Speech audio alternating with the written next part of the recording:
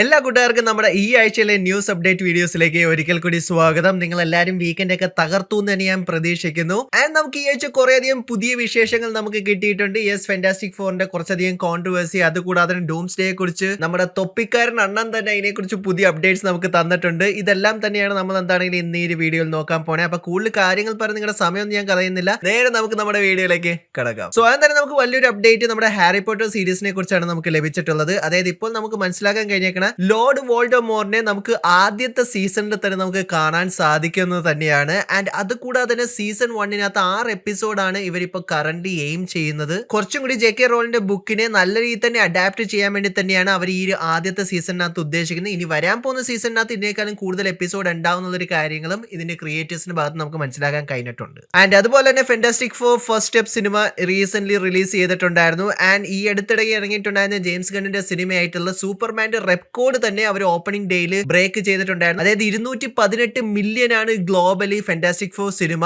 മൊത്തത്തോടെ collect ചെയ്തിട്ടുള്ള ഇതുവരെ തന്നെ. ആൻഡ് അതിന്റെ കൂടെ തന്നെ നമുക്ക് മറ്റൊരു കോൺട്രവേഴ്സി നമുക്ക് കേൾക്കാൻ കഴിഞ്ഞിട്ടുണ്ട്. അതായത് വെനീസ കെർബിയും പീറ്റർ പാസ്കലും ഒരു റിലേഷൻഷിപ്പിലാണ്, അവർ ചീറ്റ് ചെയ്തു എന്നുള്ള പല കാര്യങ്ങളും നമുക്ക് മനസ്സിലാക്കിയിരിക്കുന്നുണ്ട്. ഇത് ജസ്റ്റ് റൂമർ ആണ്. ഇതിനെക്കുറിച്ചുള്ള കൂടുതൽ അപ്ഡേറ്റ്സ് നമുക്ക് എന്താണെന്ന് നമുക്ക് ലഭിച്ചിട്ടില്ല. നിങ്ങളുടെ അഭിപ്രായം എന്താണ്? ഫാന്റാസ്റ്റിക് ഫോർ സിനിമ നിങ്ങൾ കണ്ടോ ഇല്ലയോ, നിങ്ങൾക്ക് ഇഷ്ടപ്പെട്ടോ എന്നുള്ള കാര്യങ്ങൾ കമന്റ് ചെയ്യാവുന്നതാണ്. യെസ്, നമുക്ക് ഈ അടുത്തിടയിൽ നമുക്ക് പ്രെഡേറ്റർ ബാറ്റ്ലാൻഡ്സിന്റെ ഒരു പുതിയൊരു ട്രെയിലർ നമുക്ക് കാണാൻ കഴിഞ്ഞിട്ടുണ്ടായിരുന്നു. ആൻഡ് ഈ അടുത്തിടയിൽ അവർ കോമിക്കോൺ പാനലിനകത്ത് ഫസ്റ്റ് 15 മിനിറ്റ് ഈ ഒരു സിനിമയുടെ കാണിച്ചിട്ടുണ്ടായിരുന്നു. ആൻഡ് അത് കൂടാതെ തന്നെ പുതിയ പ്രെഡേറ്ററിന്റെ മാസ്ക് നമുക്ക് ഇതുവരെ കാണാൻ കഴിഞ്ഞിട്ടില്ല. അവർ കോമിക്കോണിനകത്ത് അത് അൺവീൽ ചെയ്തു എന്നുള്ളൊരു ഇൻഫോർമേഷൻ നമുക്ക് ലഭിച്ചിട്ടുണ്ട്. ആൻഡ് ഇതിന്റെ കൂടെ തന്നെ നമുക്ക് ജെയിംസ് കാമറൂണിന്റെ അവതാറിന്റെ പുതിയ പാട്ടായിട്ടുള്ള ഫയർ ആൻഡ് ആഷിന്റെ ട്രെയിലർ ഓൺലൈനിൽ ലീക്ക് ചെയ്തിട്ടുണ്ടായിരുന്നു. മിക്കവാറും ചിലപ്പോൾ നിങ്ങൾ ഈ വീഡിയോ കണ്ടുകൊണ്ടിരിക്കുന്ന സമയത്ത് അവർ മിക്കവാറും അത് ഒഫീഷ്യലായിട്ട് യൂട്യൂബിനകത്ത് പബ്ലിഷ് ചെയ്യാനും സാധ്യത വളരെ കൂടുതൽ തന്നെയാണ്.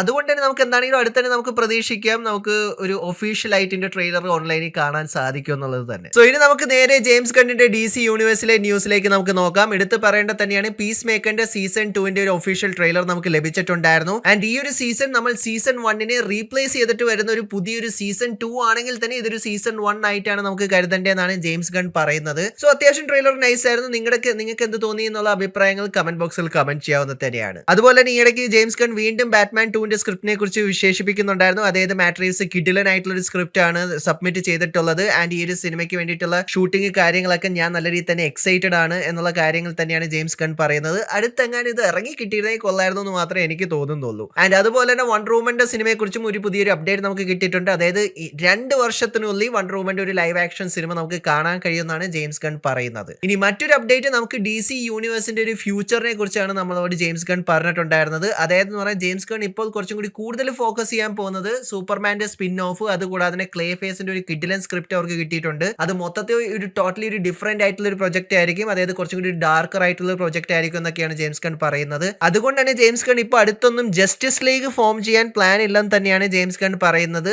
ആൻഡ് ഫ്ലാഷിന്റെയും അതുകൂടാതെ അക്വാമാന്റെ ക്യാരക്ടറിനെ ഇപ്പൊ അടുത്തൊന്നും DC യൂണിവേഴ്സിനകത്ത് അവരെന്താണെങ്കിലും ഇൻട്രൊഡ്യൂസ് ചെയ്യാനും പ്ലാൻ ഒന്നും ഇല്ല. ഇനി നമുക്ക് കുറച്ച് ന്യൂസ് നെറ്റ്ഫ്ലിക്സിന്റെ ഭാഗത്ത് നമുക്ക് ലഭിച്ചിട്ടുണ്ട്. അതായത് എന്ന് പറഞ്ഞാൽ നെറ്റ്ഫ്ലിക്സിനകത്ത് ഇപ്പൊ അവർ പറയുന്നത് AI ഉപയോഗിച്ച് അവർക്ക് കുറേയധികം വർക്കിനകത്ത് എഫേർട്ട് കുറയ്ക്കാൻ സാധിക്കുന്നുണ്ട്. പ്രീ വിഷ്വലൈസേഷൻ ആണെങ്കിലും സിനിമയുടെ പ്രീ പ്രൊഡക്ഷനും പോസ്റ്റ് പ്രൊഡക്ഷനിലും ഒക്കെ AI ഉള്ളത് കൊണ്ട് തന്നെ അവർക്ക് ഒത്തിരി കാര്യങ്ങൾ നന്നായിട്ട് ചെയ്യാൻ സാധിക്കുന്നുണ്ട്. ആൻഡ് അവർ ഇനി വരാൻ പോകുന്ന ഫ്യൂച്ചറിനകത്തും AI ഇൻക്ലൂഡ് ചെയ്യുമെന്നുള്ള കാര്യങ്ങളെല്ലാമാണ് നമ്മൾ കേൾക്കുന്നത്. മിക്കവാറും ഇനിയിപ്പോൾ 2 വർഷം കഴിയുമ്പോഴേ മൊത്തം AI കൊണ്ടിട്ടുള്ള ഫിലിംസ് മാത്രമായിരിക്കും എന്നാണ് എനിക്ക് തോന്നുന്നത്. നിങ്ങളുടെ അഭിപ്രായങ്ങൾ കമന്റ് ചെയ്യാവുന്ന തന്നെയാണ്. ആൻഡ് അതുപോലെ തന്നെ നെറ്റ്ഫ്ലിക്സ് ക്യാപ്റ്റൻ പ്ലാനറ്റ് എന്ന് പറഞ്ഞിട്ടുണ്ടായിരുന്ന 90s ഇറങ്ങിയിട്ടുണ്ടായിരുന്ന ആ ഒരു കാർട്ടൂൺ സീരീസിന്റെ ഒരു ലൈവ് ആക്ഷൻ കൂടി പ്ലാൻ ചെയ്തുകൊണ്ടിരിക്കുക തന്നെയാണ്. നിങ്ങൾ ആക്ച്വലി ആരെങ്കിലും ആ ഒരു സീരീസ് കണ്ടിട്ടുണ്ടോ ഇല്ല എന്നുള്ള കാര്യങ്ങൾ കമന്റ് ചെയ്യൂ. സോ ഇനി നമുക്ക് നേരെ നമ്മുടെ മാർവലിന്റെ ബ്ലേഡ് സെഗ്മെന്റിലേക്ക് നമുക്ക് കിടക്കാം. മാർഷൽ അലി എവിടെ പോയി കഴിഞ്ഞാലും ഫാൻസ് വന്ന് ചോദിക്കുന്ന ഒരേ ഒരു കാര്യം തന്നെയാണ് ബ്ലേഡ് എവിടെ, ബ്ലേഡ് എവിടെ, ബ്ലേഡ് എവിടെ എന്നുള്ളൊരു കാര്യം. റീസെന്റ് മറ്റൊരു ഇന്റർവ്യൂവിനകത്ത് പോയപ്പോഴും മാർഷൽ അലി തന്നെ പറഞ്ഞിട്ടുള്ളൊരു കാര്യം തന്നെയാണ്. 4 പ്രാവശ്യം ഞങ്ങൾ